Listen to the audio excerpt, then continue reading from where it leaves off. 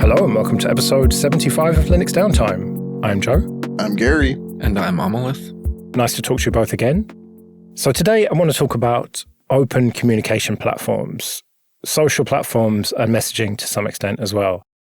Are we really seeing this renaissance of it? Is this rebirth of the open internet? Things like the Fediverse, Mastodon being the prime example of it.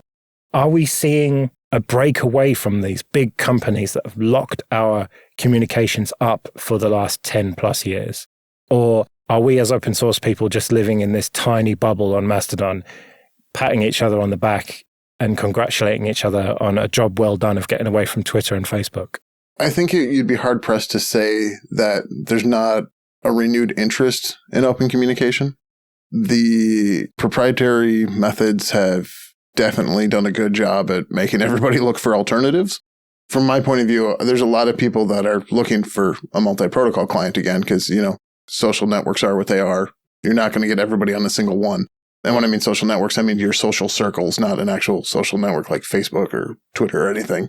So are you seeing an uptake in activity in the Pigeon community then? Yeah, I mean, not as much as we did in like the mid-aughts and stuff like that, but it's definitely starting to come back. There's more people looking at it.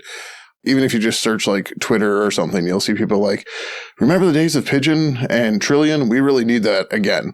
That's a common thing you will see if you search, which I do. So you've been searching for yourself again. Well, your own project. It's not quite as bad as searching for yourself, I guess. Right. It's mostly to do like support and stuff, but yeah. Yeah. Amalith, I know you've been into the Fediverse for a long time, since way before it was cool. So you might be a little bit biased on this. Just a little bit. My Mastodon.social profile, I think, was created in 2017. And then I moved to Fostodon. Then I ran my own Mastodon instance, decided I didn't like Mastodon, switched to Pleroma, added Misskey, did away with Misskey, switched to Akoma instead of Pleroma. It's a fork. And I also run, PeerTube. I ran a Plume instance for a while, which is like long-form blogging on the Fediverse. And Mobilizon, I think is how you pronounce it. Not entirely certain. It's a tool by Framasoft that's supposed to replace like Facebook events, kind of. I've been in the Fediverse for a long time, yes. So you did all that and then graduated elementary school. That's pretty impressive. Absolutely. 100%. Yeah, because you're like, 15 now, and that was like however many years ago. I lose track. No. So in 2017, I was 17. It's very easy to keep track of. Oh, it is easy, isn't it? Yeah. Mm-hmm. Well, nevertheless, you were very young. Mm-hmm. That's all you've ever known then. You sort of grew up in a time when everyone else was using the likes of Twitter and Facebook, but you weren't then. I deleted my Facebook account in something like 2015 because I just wasn't interested. I never used it. I was never interested in any social media, really, until I got onto the Fediverse, and I had a lot of fun. You see, the reason I asked this about whether we're just in this bubble here is that, for me, it's great. I don't have to see anything that I don't want to see on Mastodon. It's very rare. I mean, I'd see some sort of quite self-absorbed people that I might mute, but there's no one who's, a bad person. They might just post a little bit too much and be a bit annoying, but on Twitter, there's people who are like, at least their online presence suggests that they are a bad person who I actively want to block, and I don't get that on Mastodon. But then the world is still continuing to use Twitter. The world is continuing to use Reddit, even after all the drama that we've seen with that recently. The world over a certain age continues to use Facebook on a daily basis. It's not like the Fediverse and open protocols have actually replaced anything for most people. It seems to just be like a fracturing. And I've talked about this on Late Night Linux. Like there's almost a split of people now. There's the sort of tech elites that, I jokingly say that we belong to, but maybe it's not such a joke. Maybe we are the tech elites that have worked out that there's this thing called Mastodon and the Fediverse and everything. And yet normal people are just, they don't care that Musk has bought Twitter and ruined it and allowed just terrible, terrible things to be said on there totally unchecked. I think for many people, the issue is more the cost of the change. So, like, if you want to get everyone to move to Mastodon, you've got to get a critical mass of people they want to follow. Otherwise, what's the point of them moving? And it becomes a catch-22 where, like, I'm not going to move because nobody's here, and then their entire social network says the same thing. And that's why we see stuff like Facebook and Twitter and Reddit. People are still using it because it's common, they know how to use it, and they don't see a need to change because, you know, they'd have to go and rebuild their entire communities and stuff like that. So am I just lucky that everyone I want to follow went over to Mastodon at the same time I did then? I would say, yeah. Yeah, I'd agree with that. Uprooting social graphs is very difficult. My girlfriend is just as technical and knowledgeable about all this stuff as I am. And she was on Twitter and is still on Twitter. And that's because the majority of her social graph was rooted in Twitter and they weren't moving. So she didn't move. But then I gave her an invite for Blue Sky, and she found that most of the people she follows are also on Blue Sky, also posting there. And she said she's been enjoying that a lot. So her social graph is slowly shifting away from Twitter, which allowed her to do that, which is going to allow some of the people that follow her to do that. It's a very slow trickle, I think. The only time you see these mass exoduses is basically when, like, a service gets shut down. Like, there was the initial exodus to Mastodon when Musk took over Twitter. But, like, since then, things have kind of calmed down and that kind of stuff. But it'll continue trickling for a long time, either until, you know, the service disappears or everybody just settles. What do we make of Blue Sky then? I've read pieces suggesting that it is cosplaying being open. So I've started looking at the documentation of the AT protocol, or AT, I'm not sure how to pronounce it. That's the distributed peer-to-peer protocol, similar to ActivityPub that's behind it. There's a lot of crypto in it, a lot of interesting stuff, a lot of interesting ideas. I don't know of anybody else that's been trying to build their own implementation yet. Cryptocurrency or cryptography? Cryptography. Okay. That's what I good. assumed. You had us worried there. Whoa. Okay. Right. Good. I've been around the world before crypto was tainted. So when I talk about cryptography, I refer to it as crypto. Mm-hmm. I thought you were talking about cryptozoology. Yes, watch out for Bigfoot in the code base. Yeah. So there's a lot of cryptography and stuff to, like, make it so you can jump between different instances and keep everything and all that, and do that in a way without a central authority, which is very cool. And again, not to be confused with cryptocurrency, but it's a lot to digest. And I started looking at it, obviously, to see how I could start integrating it into Pigeon. And I'm just like, all right, I have to put this down for now because it's going to take a lot of time to figure it out and go from it. The concern is that, at least from my point of view, I haven't seen or heard anybody making another client or another server. It's still invitation only. Like, you still need a code to join it. Like, what kind of federation is that, man? Right. But more importantly than that, right? So, like, when you look at, like, Mastodon and our ActivityPub, right? You've got Mastodon, you've got Paloma, I'm messing up names. You've got multiple instances of the servers, right? We don't have that yet on Blue Sky, and that's where my concern comes from. And likewise with the clients, right? So, like, I could fix the client program by building a Pigeon plugin, but we're still only talking to one instance when in theory, if it was a healthy distributed network, there should be multiple servers at this point. And are we ever going to get to a point where we have multiple servers? Even though it's relatively open, right? But still, it's centralized at the same time. And that just is a bit of a oxymoron, right? Like, you can't be open and centralized at the same time. Yes and no. Back in the day, Jabber.org was the de facto XMPP server. But over time, additional servers got written, and that's all based on a federated network as well. And Jabber.org is still around, but now there's all sorts of other services as well that people use to talk on XMPP.